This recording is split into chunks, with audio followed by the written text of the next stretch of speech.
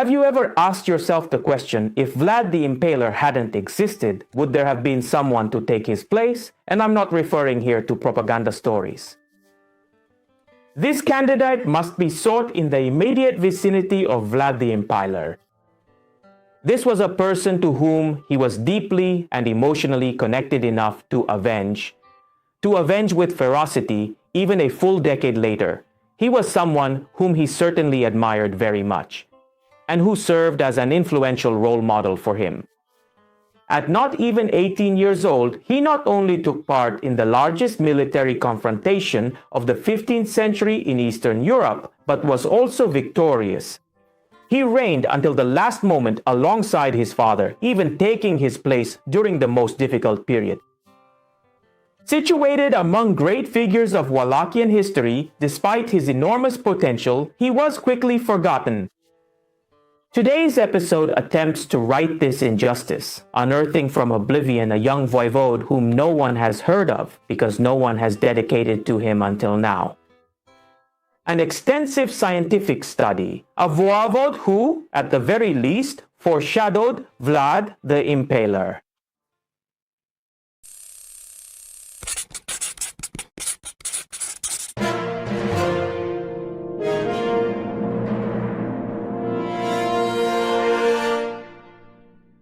Welcome everyone. My name is Adrian Giurgiu. I am a doctor of history and a member of the international and interdisciplinary research project known as Corpus Draculianum. This project aims to collect and edit all historical sources of any kind and origin, from and about the most famous Romanian figure, the voivode Vlad the Impaler, better known as Dracula.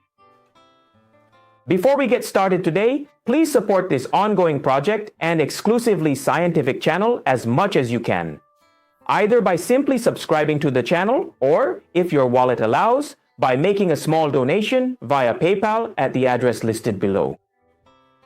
As usual, what we recount here is the result of the research work of our team of professional historians, conducted exclusively on the basis of original historical sources, consulted in numerous archives, libraries, and museums around the world.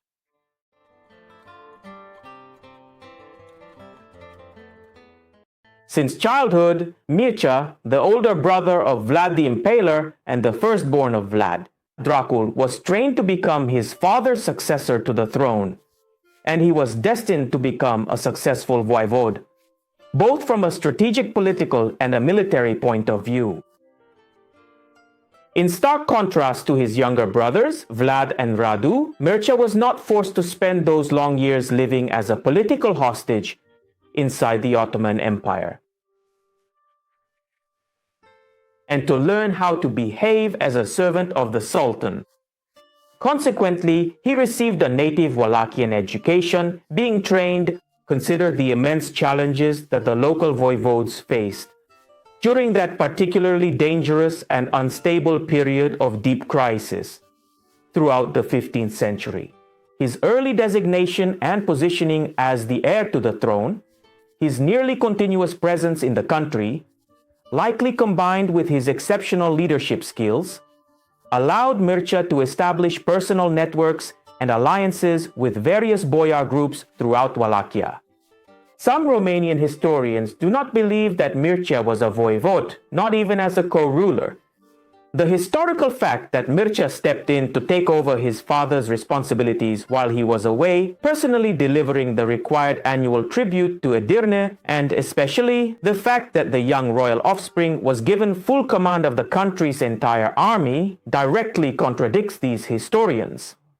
Let's not forget that the boyars were, not least, highly influential military elites who risked their lives only for a leader they truly respected, who was exceptionally charismatic, whose unquestioned authority they respected in exchange for the prospect of accumulating valuable material goods and prestige.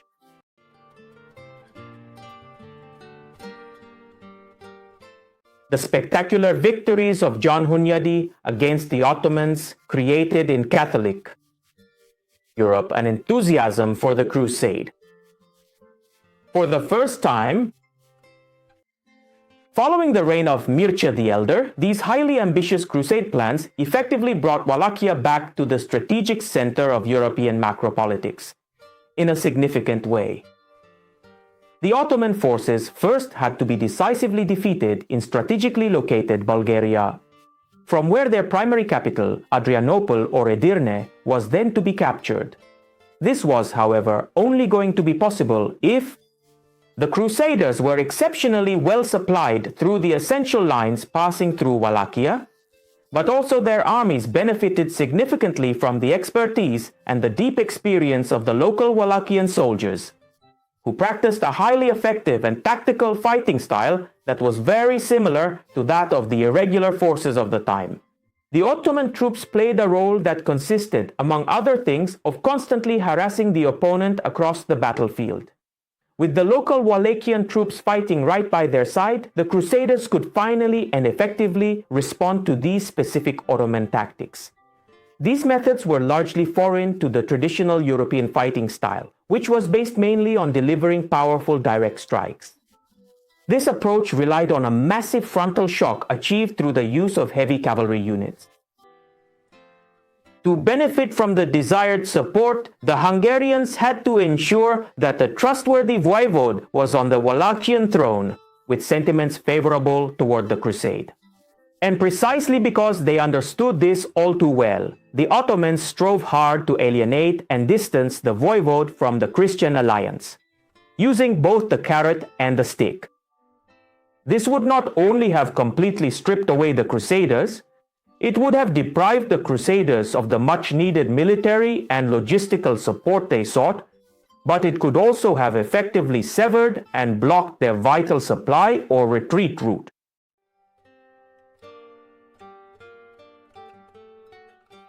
Although it might seem otherwise, Vlad Dracul's difficult position between these two massive power blocks was precarious and far from being enviable.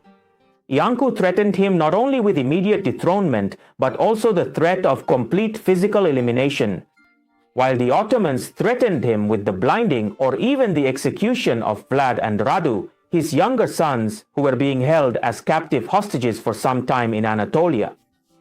Remaining passive or simply waiting around was not a viable option either, because the ultimate winner, regardless of who it would have been, from the armed confrontation that was steadily approaching on the horizon, would have then entered Wallachia to forcefully settle their outstanding scores with the voivoda who had not supported them.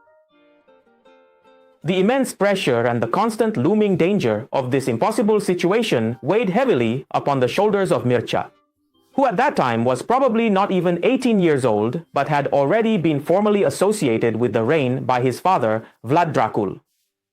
He ordered him to join the Crusaders with approximately 4,000 Wallachian horsemen. In secret, however, Mircea was carefully instructed to keep a significantly lower profile in the expected battle with the Ottomans. An Ottoman emissary who arrived secretly in Târgoviște had assured Vlad Dracul that his sons held hostage would be spared if the Wallachians did not interfere.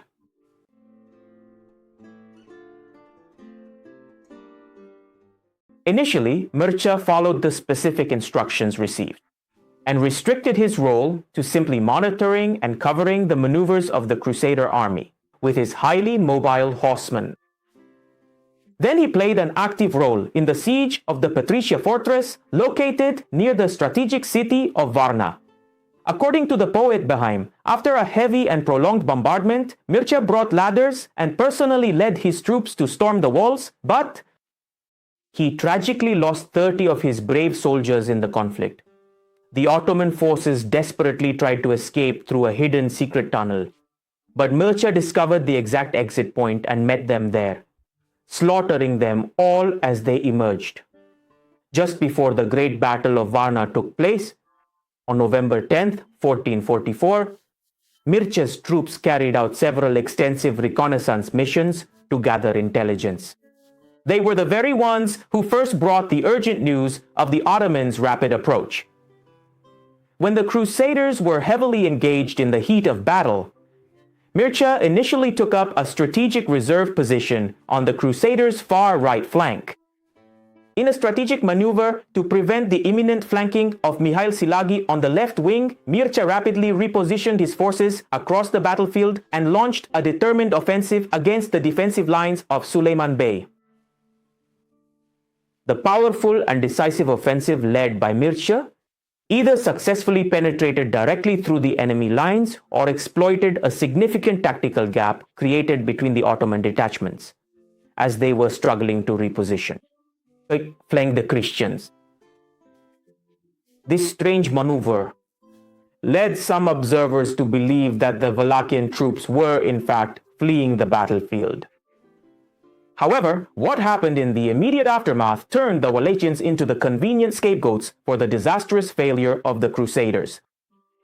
Rather than continuing to press their tactical advantage by completely flanking the vulnerable Ottoman wing and launching a decisive attack from the rear, or striking directly at the heart of the Ottoman army's center, where Sultan Mehmed himself was positioned and prepared to meet the massive shock of the heavy Christian cavalry charges, the Wallachian forces suddenly halted their momentum at the Ottoman army's extensive baggage train in order to begin looting the valuable supplies and riches found within. Upon observing the growing chaos and commotion behind the Ottoman lines, King Vladislav decided to quickly advance, to launch the decisive final assault on the enemy center. But here he was also to lose his life. In the end, the big question remains. Why exactly didn't Mircea continue with the attack, since he was the one who had initiated it? Hard to say. Historians also waver, much like the impossible split of Vlad Dracul between the opposing military camps, among several possible explanations.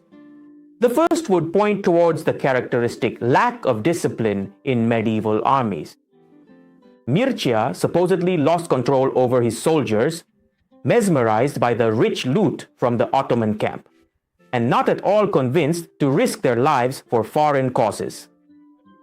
The second possible explanation would be that Mircea simply followed his father's direct command and carefully led his remaining troops out of the battle at the very first available opportunity to save his brothers' lives. There were even persistent and dark rumors circulating throughout the camp that the Wallachians had killed and robbed Cardinal Cesarini, who commanded one of the main Crusader army corps. However, the question remains, why exactly did they choose to launch the attack in the first place? If he had somehow been forced into this campaign by Iancu or the Hungarian king, then why did he lead it with such efficiency? It was, practically speaking, the only real success achieved by the Crusaders at Varna. Could it be that he had been lured from the very beginning by the prospect of seizing Ottoman goods behind the lines? Was he aware that he was risking his brothers' lives and cynically and deliberately indulging himself in this political game with profound and lasting ramifications for the collective future? After all, if he had chosen to remain a pro-Hungarian voivoda, in the years, throughout the course of the many coming years, his own biological brothers, in case they somehow escaped the fate of being blinded or even executed, could easily have been used as tools by the Ottomans against him. The complete absence of historical documentation does not allow us to give a truly decisive answer to any of these complex questions. What do you think? Share your opinions with us in the comments.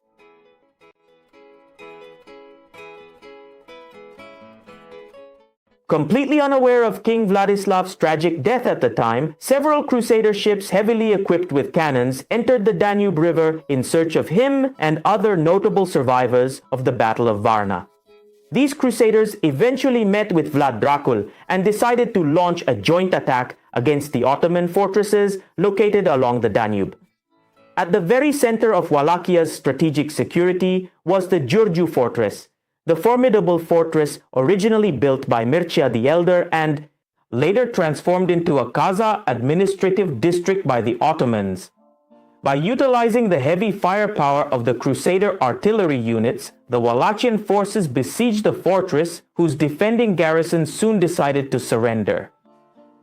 Although the garrison had received guarantees reinforced by oaths from the Crusaders, the Wallachians firmly refused to follow this solemn oath. Vlad Dracul saw red when he recognized among the Ottoman ranks one of those very men who had imprisoned him in the Gallipoli fortress back in 1442, giving Mircea a completely free hand to massacre him along with all of his soldiers. After the events that occurred at Varna, at that moment, Vlad Dracul likely already believed his two sons were dead, held as hostages of the Ottoman Empire, namely Vlad and Radu. Mircea carried out his mission with strategic cunning and the characteristic ruthless brutality of those times. He hid with his men on the southern banks of the Ottoman territory and waited patiently for the remaining Ottoman garrison left behind to begin crossing the river. You recognize the pattern of thinking, don't you? Then he suddenly fell upon the Ottomans, 300 in number, and killed them.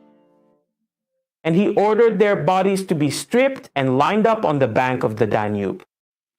This psychological strategy, which we will later observe in his brother Vlad the Impaler during the Bosnian campaign in 1476, immediately induced deep fear and put to flight the inhabitants of the surrounding Ottoman villages. These settlements were most likely inhabited by warriors and akinses, who formed the local Ottoman frontier troops.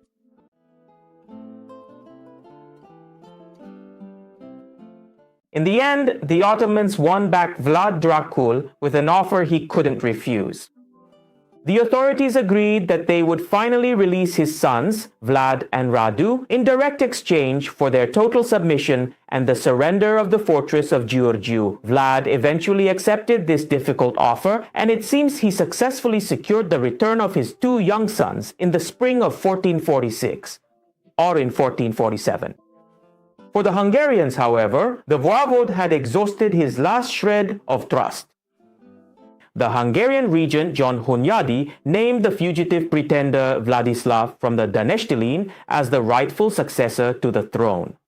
In early December 1447, when the loyal troops protecting Vlad Dracul were largely demobilized due to the harsh winter conditions, they launched a surprise attack on the capital of Târgoviște.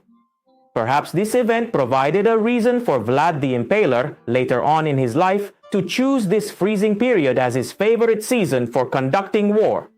Until we reach the episode where we discuss this further, I will leave it to you to share your thoughts in the comments below. Mircea was betrayed in Târgoviște by the treacherous burgesses of the city, tortured, blinded, and finally buried alive. The reason for applying this unusually cruel and severe punishment, even for those harsh times, was that it was not at all suitable for a man of his stature. For his high social rank, he is not mentioned in any historical records. Mircea must have made so many and such fierce enemies that they have now found the perfect opportunity to exact their long-awaited revenge accordingly. Vlad Dracul initially managed to escape, but was caught and killed near the village of Balteni in Dâmbovița County, likely covering the escape of his younger sons, Vlad and Radu. More about this here.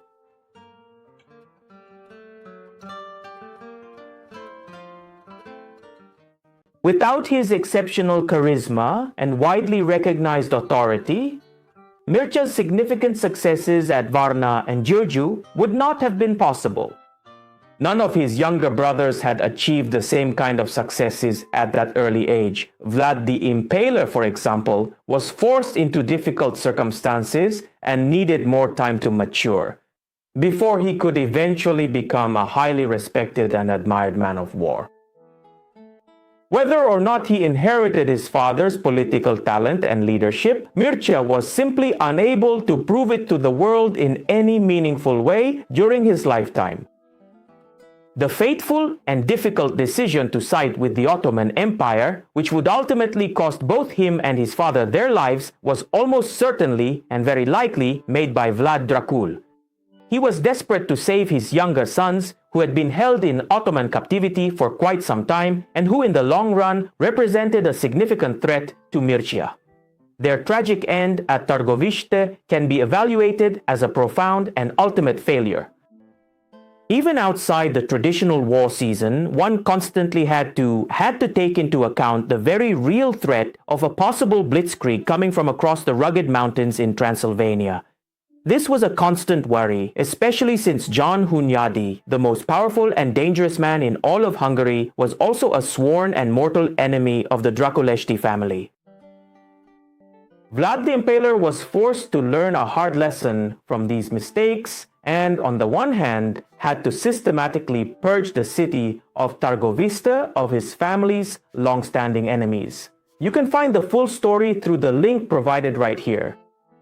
And then, on the other hand, he also sought to strategically move the seat of his power much further inland to the city of Bucharest. This location was chosen because it was situated at a safe distance from the border with Hungary, ensuring that he would not be suddenly surprised in the middle of the night by the army of a usurper coming over the mountains. And I have learned, just as His Majesty used to end his beautifully written Old Slavonic letters, to extend this sincere wish to you with all my heart. May the Almighty God rejoice over you. Goodbye.